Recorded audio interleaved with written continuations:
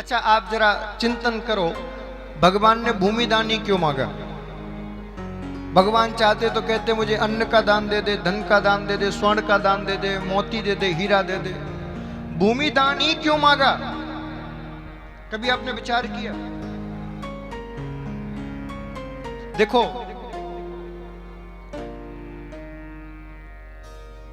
दान का फल हमें कब तक मिलता है?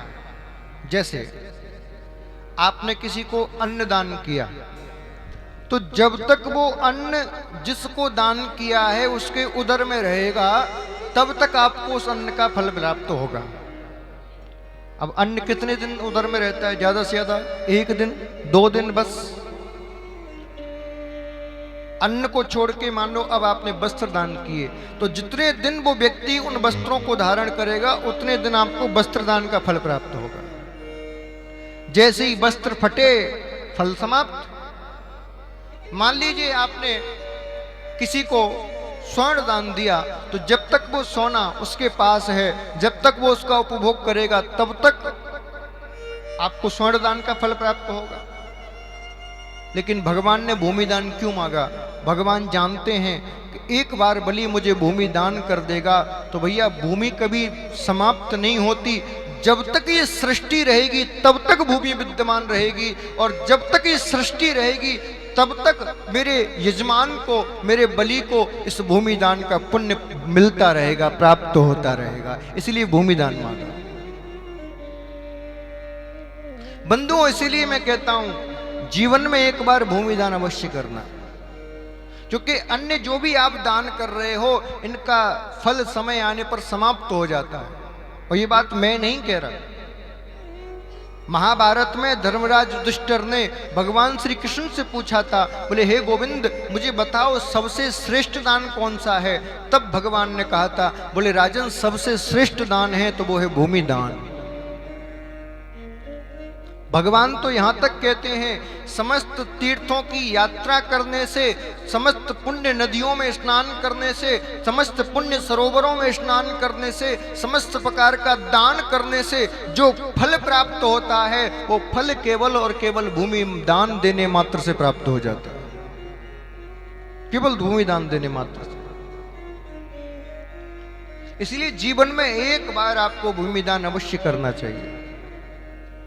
मैं ये नहीं कह रहा कि बीघे 2 बीघे 10 बीघे कर दो, आपकी जितनी सामर्थ्य हो, भगवान ने आपको जितना योग्य बनाया हो उतने भूमि दान अवश्य करना।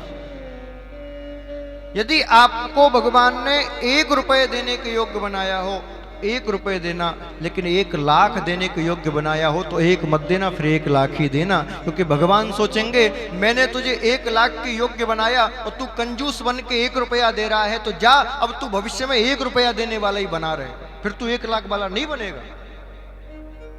क्योंकि वो बैठा बैठा देखता है मैंने इसको धन दिया, संपत्ति दी, और फिर भी ये कंजूसी कर रहा है, फिर भी इसका सदुपयोग नहीं कर रहा है, इसका मतलब ये पात्र नहीं है संपत्ति के। फिर भगवान जैसे देते हैं वैसे छीन भी लेते हैं।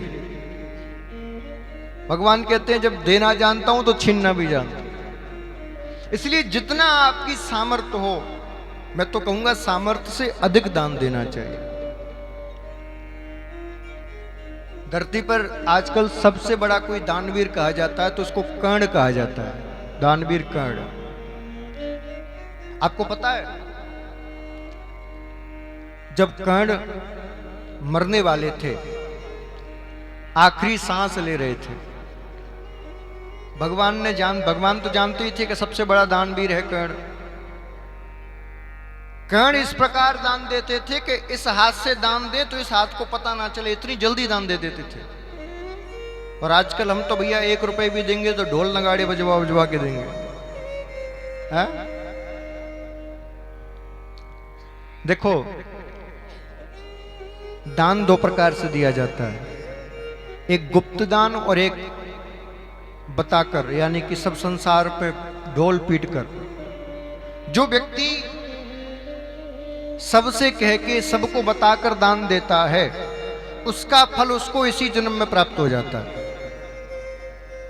उसको मान मिल जाएगा, सम्मान मिल जाएगा, प्रतिष्ठा मिल जाएगी।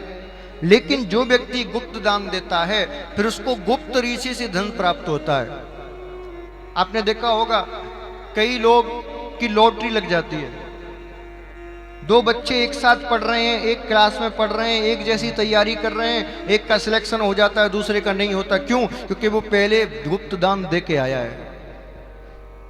लॉटरी या गड़ा हुआ धन या फिर अनावश्यक रूप से हमें पता भी नहीं है धन कहां से आ रहा है, इस प्रकार से धन उसी को प्राप्त होता है जो गुप्त पहले दान दे के आया होता है, गुप्त दान दे के आया होता है। इसलिए मैं तो कहता हूं हो सके तो गुप्त दान किया कर। तो भगवान श्री कृष्ण पहुंचे परीक्षा लेने के लिए। कर्ण से कहा, कर्ण तूने सबको कुछ ना कुछ दान दिया, आज मैं भी तेरे से दान मांगने आया हूं, दान दे। क्या दान चाहिए? बोले मुझे स्वर्ण का दान चाहिए। अब उस समय कर्ण के पास स्वर्ण का कुछ नहीं था, कुछ भी नहीं था, क्योंकि युद्ध भूमि में था। युद्ध में जैसा आजकल दिखाया जाता है टीवी सीरियलों में कि हार हमेल पहन के और ऐसे युद्ध नहीं लड़े जाते।